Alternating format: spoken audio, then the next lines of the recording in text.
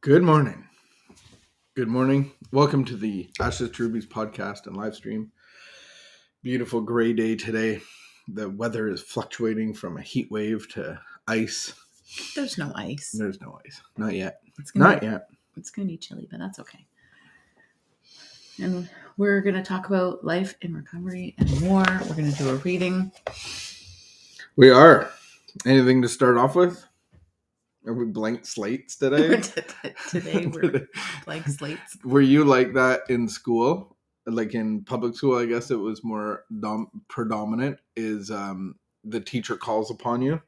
Were you the kid that always made eye contact and would raise their hand emphatically? No. Were you the person that looked down on their sheet and then tried to be inconspicuous? Really? Yeah. Oh, yeah. I would have not pegged you for that. That was me because I never knew the answers. And then I think I had something inside of me that I was too scared to be wrong. Yeah, that was me. Oh, we're so similar. So insecure. Insecure. That would be insecurity. Don't look at me. Don't talk to me. But there's always the kid. Oh. I always got in trouble too. But... there's a fine line even now. And I find that on Zoom because I'll just sit and never talk. Like I like to listen to other people. I don't really need to have input. I know that sounds ridiculous to you, but like, I'm just saying in meetings and stuff for 12-step meetings, like, it depends where I am. Yes, I understand that. I understand how ridiculous that sounded as it slithered out of my mouth in your view.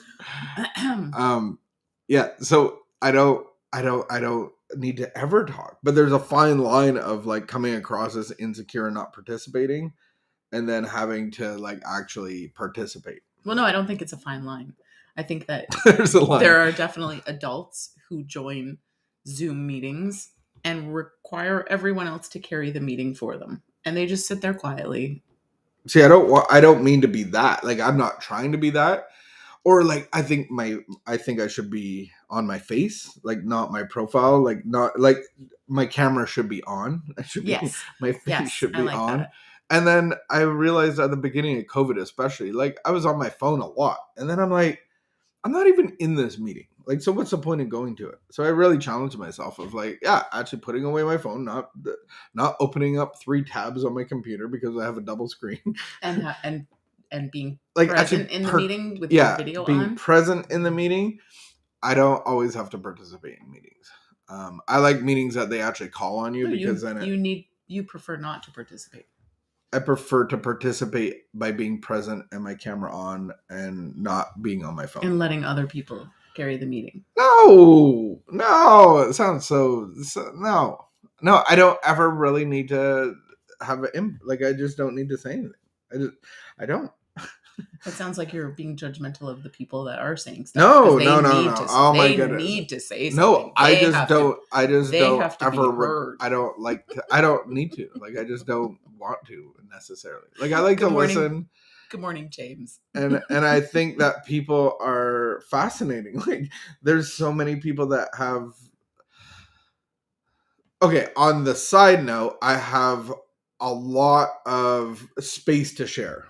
Like, I have classes that I teach. I have meetings that I like. So when I go to specific 12-step meetings on Zoom, I don't really have to. I don't have to say anything. And I was going to say, to be clear, we're talking about 12-step meetings on Zoom. We're not talking about like work meetings. We're not talking. Yeah, my board meeting. My board meeting. I'm not going to talk today, guys. Yeah, more on the 12-step. I like to listen, and then you're in the Bronx, and I feel like I don't really have any input. Like, I just like these people. Like, you're like, I'm in San Diego. Like, you guys, I'm just like, wow, this is awesome to listen to. Because we go to some really good meetings with like really solid recovery, and it's good to listen to them. And I think everybody should be able to share. You should have your own.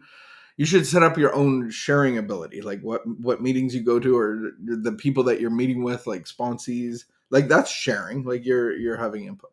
Anywho, I was never the kid that had my hand up in school just because I was probably insecure, but I actually had a reason to be insecure because I didn't know what was going on. And yet you've grown into a fine, mature adult who has a lot of input. But not not in some instances. Paper cut. All right. When my body is sick, I take the medicine the doctor prescribes. Some of us read this and go, not exactly how prescribed, but we do take it all. And then we're looking to re-up. Some people take it exactly as prescribed because that would be breaking the law. There's a difference. This book is written to the families to, of alcoholics. To the people that follow those rules. Not to. I take the medicine the doctor prescribes. When I'm soul sick and heart sick, I need medicine just as much or more. Living with a partner, living with the alcoholic or any partner, and with my own neurotic responses to the situations, I need the spiritual and emotional curatives that God can give me, that the program can give me, that the 12 steps lead me into. In the beginning, I do not realize how much I need it. But when I see others healed of their despair, I find myself willing to accept this way of life. People will deprive themselves even when they blindly reject the continuing help of the 12-step program. Even when the alcoholic has found sobriety, they still need its spiritual support. They would profit greatly by taking that medicine until they can feel its beneficial effects. Today's reminder: if I ever found relief from self-torment in a 12-step program, if I've ever enjoyed moments of wonder at how much better I felt after being guided into the spiritual road to recovery, I will not lightly let go of my program. We all learn sooner or later that it can be applied to all facets of life, now and always.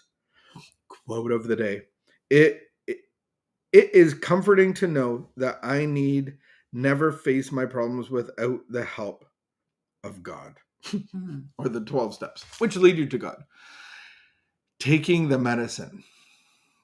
So when I take medicine and I'm sick, it's not about feeling better, because, and that's one of the things that I've never liked is like, if I have a headache, like, take a Tylenol. I don't necessarily want to feel better. I want to be better. So sometimes some of the symptoms, this is me and Dr. John in my head, some of the symptoms are supposed to be there because of something else. So I don't want to mask the symptoms by feeling better.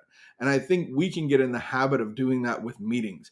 Just go to meetings, you'll feel better. That could be true, because you just vomited on everybody. You're just listening to other people whine and complain, and you're relating, going, yeah, like, oh my goodness, me too. And that's not really what I want. I don't want to feel better. I want to be better. And so how do I be better? Well, I go through the 12 steps. I go through LifeLab, and I connect to God, because that's my medicine. The spiritual way of life with the Spirit of God. I can't, some people do spiritual things without being guided, powered, fueled by the Spirit of God. And so how do I get to God? Well, I do the 12 steps. I go through my inventories.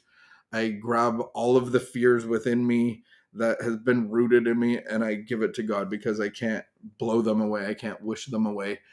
And then all of a sudden I'm breathing differently. All of a sudden it feels like I've had this backpack on my whole life, and now it's coming off. Like, now it's off. And it's like, where's the noise? Where's all my thoughts? Where's all the things that was taking up space? And once it's gone, you didn't know when it really, like, I would say most people don't know when that leaves, that mental obsession. But the only reason there's a mental obsession is because there's a spiritual illness. I was going to say, it's not always all of a sudden for everybody. Some people, it's like, oh, it's quiet in here. When did it get quiet in here? Like, I would say that's the most common experience, is that it never goes. It's like all of a sudden it's winter, or all of a sudden it's summer, but there was spring in between, and there was a melting and a thawing. And that's my experience, I think, within a year. Mm-hmm. And then I realized, like, hey, there's a lot more room in here. And then it's living because the this, obsessive thinking has died down. A lot of the cobwebs have been cleared out. yeah. The magical box has been opened in our hearts, right? That connects our minds. And so once the spiritual contact has been made, then I'm actually getting better.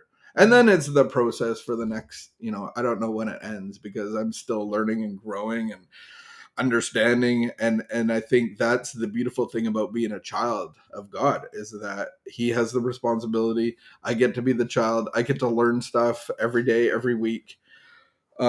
Wonder why I'm still sober half the time, when I'm like, oh my goodness, I've been doing this for a long time, driven by this little fear, and here I am today of God's grace. So that is our job. That is our medicine, is to be with God, to do his will, but I'm only doing that powered by his spirit. So I have to get to his spirit through the 12 steps. All right, beautiful people, James, Tanya, everybody else that will tune in later, we will see you. Keep the peace, be of good behavior, and we'll see you Wednesday. James asked a question. Oh, so read it out loud. So would you say that the silence that I feel is the presence of God? Oh, wait, did I say that right? The silence that I feel is the presence of God. I would say that most of us in early recovery, especially, we hate silence, and there is no silence. So I believe that God comes and silences a storm within. And so that could be, very true, the beginning of really having peace within, because it doesn't matter what the storm is on the outside, like that's always going to be there. But I know that the hope of my relationship with God is that nothing on the outside needs to change. It's going to change on the inside. And I grow tolerant, loving, peaceful, joyful. Peace was a very uncomfortable thing at the beginning, because I was so used to chaos and the ups and the downs and the drama and the emotional release, that peace was actually very uncomfortable at the beginning. I never knew what peace was, because I would say that I did, but once I experienced it, I never knew what peace was. I remember going into treatment in 2005, and I don't know what these people are going to do, because I'm crazy. As long as this stops. And like, I'm actually identifying the spiritual malady. And so the spiritual malady centers in our mind, tap dancing in our minds, creating the waves of the mental obsession, which cause us to go and use. And so that's peaceful. When those tap dancers leave, you're like, wow, peace. Peace like a river. We should look that song up. Hey Google, play Peace Like a River. Have a great day. Bye. Thanks for being here. Peace like a river.